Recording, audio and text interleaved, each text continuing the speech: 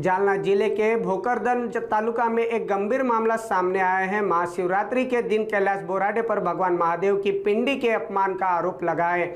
इस घटना से गुस्साई सैकड़ों महिलाएं पारद पुलिस थाने पहुंची और आरोपी पर सख्त कार्रवाई की मांग की।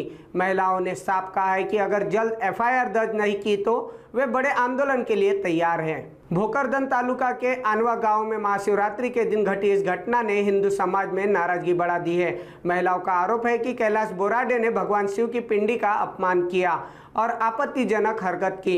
इस घटना से गुस्साई महिलाएं पारद पुलिस थाने पहुंची और पुलिस निरीक्षक संतोष माने को ज्ञापन सौंपते हुए आरोपी पर सख्त कार्रवाई की मांग की।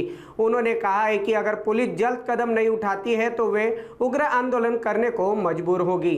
माझं नाव रामभाऊ शिरसाट।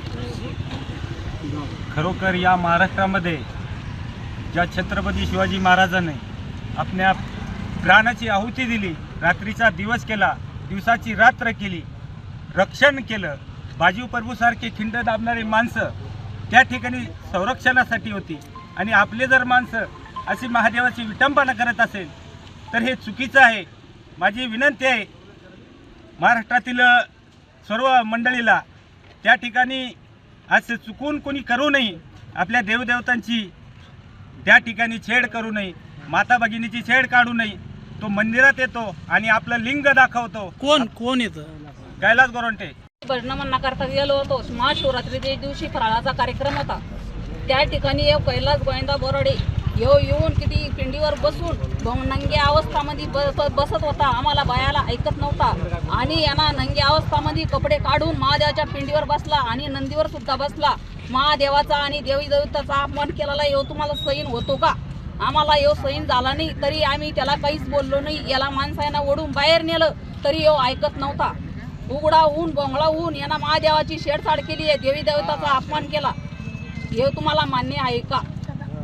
कठोर कारवाई करण्यात यावी, यांना शिक्षा झालीच पाहिजे।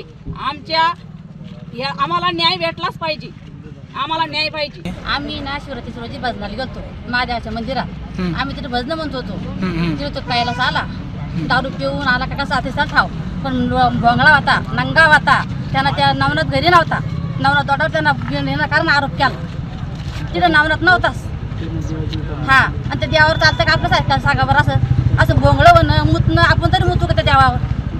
हा, त्याच्यावर कारवाई व्हायला पाहिजे।